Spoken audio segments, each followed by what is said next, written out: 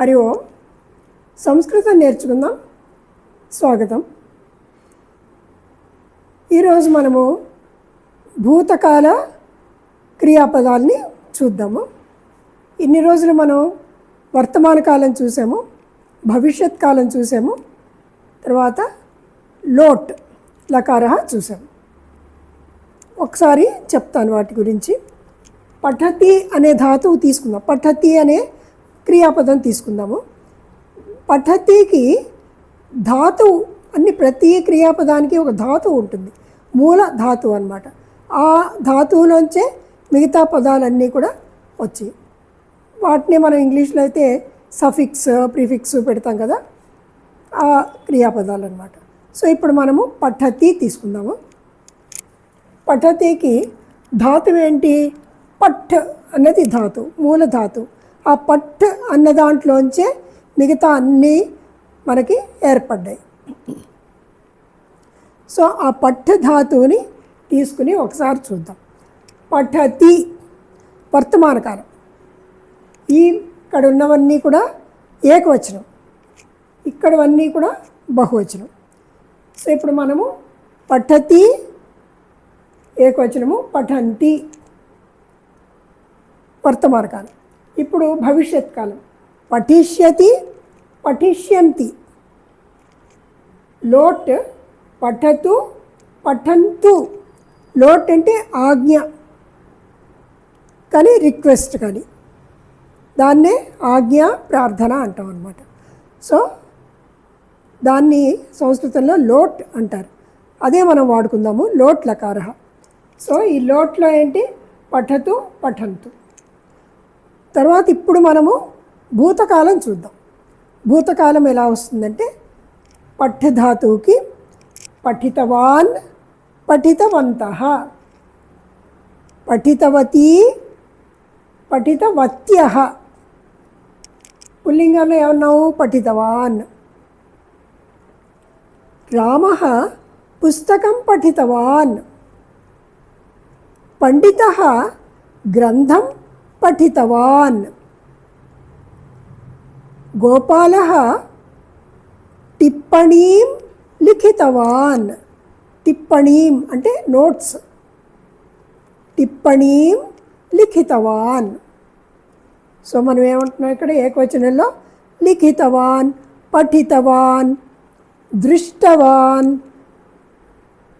గోపాలः చిత్రం దృష్టవాన్. చిత్రం దృష్టవాన్. రామः కృష్ణఫలకే లిఖితవాన్. రాశాడు. కృష్ణఫలకం. కృష్ణఫలకం అంటే బ్లాక్ బోర్డ్. కృష్ణఫలకే లిఖితవాన్. బాలः ధావితవాన్. చోరः ధావితవాన్. వృద్ధः ఖాదితవాన్. ఇవన్నీ పుల్లింగాలు. ఖాదితవాన్, లిఖితవాన్, దృష్టవాన్, పఠితవాన్, ఇవన్నీ కూడా ఏంటి? పుల్లింగంలో భూతకాల క్రియాపదాలు. పఠితవాన్కి పఠితవంతః. పఠితవంతః. బాలకాः పుస్తకం పఠితవంతః. బాలకాः ధావితవంతః.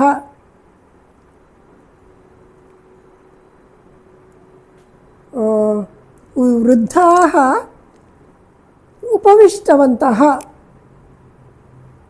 ఉపవిష్టవాన్ అంటే ఏకవచనం. ఉపవిష్టవాన్.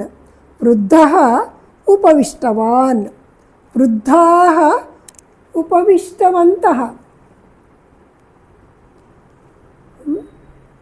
ఆ విధంగా పుల్లింగంలో వస్తాయి. స్త్రీలింగంలో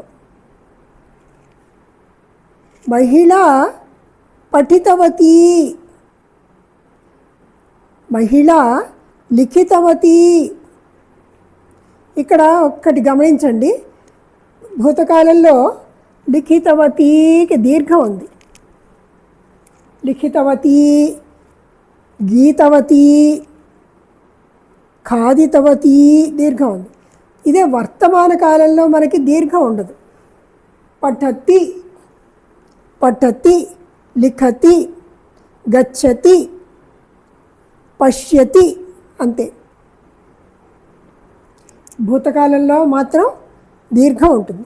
పఠితవతీ, ధావితవతీ ఈ విధంగా. సో స్త్రీలింగంలో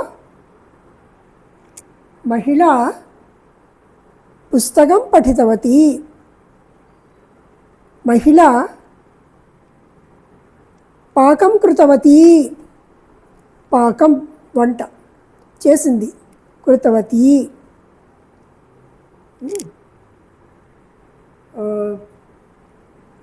పఠితవత్యః, ఇప్పుడు బహువచనం ఏమంటున్నాం? పఠితవత్యః, పఠితవతీ, పఠితవత్యః.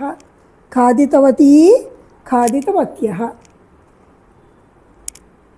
ధావతి, ధావితవతీ, ధావితవత్యః. సో ఇవి ఏకవచనము, బహువచనము. వీటిని ఇక్కడ నేను రాసి పెట్టాను. తవతు ప్రత్యయము అని అంటారు. తవతు ప్రత్యయము మనం సింపుల్గా భూతకాలం అని చెప్పుకుందాము. భూతకాలంలో ఏమంటారు? పఠితవాన్ పుల్లింగం, పఠితవతీ స్త్రీలింగం, పఠితవంతః పుల్లింగము, పఠితవత్యః స్త్రీలింగం. సో ఈ విధంగా అభ్యాసం చేయాలి. ఈ విధంగా అభ్యాసం చేయడానికి నేను కొన్ని క్రియాపదాలు మీకు ఇక్కడ సెలెక్ట్ చేసి పెట్టాను. ధావతి, గచ్చతి, ఖాదతి, లిఖతి ఈ పదాలతో ఇదే ప్యాటర్న్ మీరు తయారు చేసుకుంటే సులువుగా మనకి జ్ఞాపకం ఉంటాయి. ఫర్ ఉదాహరణకి ధావతి తీసుకుంటాను నేను. ధావతి, ధావంతి, ధావిష్యతి, ధావిష్యంతి, ధావత్తు, ధావంతు, ధావితవాన్, ధావితవంతః, ధావితవతీ, ధావితవత్యః. సో ఈ విధంగా మీరు ఈ పదాలతో చేయొచ్చు. గచ్చతి, ఖాదతి, లిఖతి వీటితో చేయొచ్చు. చేస్తే మనకు అక్కడికి ఒక క్రియాపదాలు ఎలా వాడుకోవాలి జ్ఞాపకం ఉంటుంది. మనం ఎప్పుడైనా మాట్లాడినప్పుడు ఏం చేస్తాం? వర్తమాన కాలంలో మాట్లాడతాం, లేదా భూతకాలంలో మాట్లాడతాం, లేదా భవిష్యత్ కాలంలో మాట్లాడతాం. సో ముఖ్యంగా ఇవే చేస్తాము. తర్వాత లోటు కూడా వాడతాం. మనం ఎవరైనా ఇంటికి వస్తే ఏమంటాం? ఆగచ్చతు, ఉపవిశతు, స్వీకరోతు, పశ్యతు, శృణోతు, వదతు ఇవన్నీ మనం లోట్ లకారంలోనే అంటాం అన్నమాట.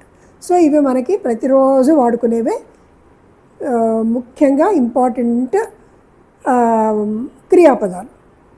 ఇవి చూసుకున్నాం అంటే మనకి చాలా మటుకు సంస్కృతంలో మాట్లాడడానికి వచ్చినట్టే. సో ఇంకా మనకి ఫర్దర్గా కావాలన్నప్పుడు మీకు ఒక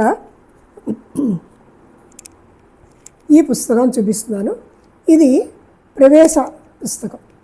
ఈ పుస్తకం ద్వారా మనకి చాలా సంభాషణలు ఉన్నాయి, చాలా నేర్చుకోవచ్చు. మనము మాట్లాడుకునే భాష, వ్యావహారిక సంస్కృత భాష. ఇది కావాలన్న వాళ్ళు ఇక్కడ అడ్రస్ ఉంది. ఈ అడ్రస్కి మీరు ఒకసారి మీరు కన్సల్ట్ చేస్తే, వాళ్ళని సంపర్కం చేస్తే వాళ్ళు మీకు ఫుల్ డీటెయిల్స్ చెప్తారు. దీని ద్వారా మనం సంస్కృతం చాలా సులభంగా నేర్చుకోవచ్చు. సో ఈ పుస్తకం మీరు తెప్పించుకుంటే మాత్రం మీకు చాలా లాభదాయకము. అందుకోసం మీరు ఇక్కడ ఉన్న అడ్రస్ శివరావు వీధి, ఇక్కడ నంబర్ ఉంది 23-23-30 శివరావు వీధి, సత్యనారాయణపురం, విజయవాడ. Phone number 08662534345. ఈ విధంగా మీరు సంప్రదించండి, ఓ పుస్తకం తెప్పించుకోండి. చాలా లాభంగా ఉంటుంది, చాలా మనకి జ్ఞానం వస్తుంది. సో ఈ విధంగా మీరు ట్రై చేయండి. దీంట్లో చాలా ఉన్నాయి, చాలా విషయాలు, చాలా మనం రోజు మాట్లాడుకునే విషయాలు అన్నీ ఉన్నాయి. దాంతోపాటు చక్కటి సుభాషితాలు ఉన్నాయి, సుభాషితాలు, చిన్న చిన్న సుభాషితాలు. వాటితో పాటు ఉదాహరణకు ఒక సుభాషితం చెప్తాను. ఉద్యమేనైవ సిద్ధ్యంతి కార్యాణి నా మనోరథైః సుప్తస్య సింహస్య ముఖే ప్రవిశంతి మృగాః. చాలా బాగుంటుంది ఇది సుభాషితం. ఏంటంటే ఉద్యమేనైవ సిద్ధ్యంతి కార్యాణి, ఉద్యమం చేస్తేనే మనకి ఆ పని అవుతుంది, జరుగుతుంది. నా మనోరథైః, నా మనోరథైః, అంటే అలా ఆలోచించుకొని జస్ట్ అలా అనుకుంటే మనకి సిద్ధించదు కార్యం. దేనికైనా మనం ఉద్యమం అనేది చేయాలి. ఉద్యమేన ఏవ సిద్ధ్యంతి కార్యాణి నా మనోరథైః, నా మనోరథైః నా సుప్తస్య సింహస్య ముఖే ప్రవిశంతి మృగాః. అంటే ఏంటి? నిద్రపోతున్న సింహాల్లో మృగాలు వచ్చి పడవు. సింహం అనేది చాలా బలవంతురాలు, అడవికి రాజు. అయినా సరే సింహం ఏం చేయాలి? అది వేటాడితే కానీ దానికి ఏమీ ఆహారం రాదు, ఎంత బలం ఉన్నా సరే.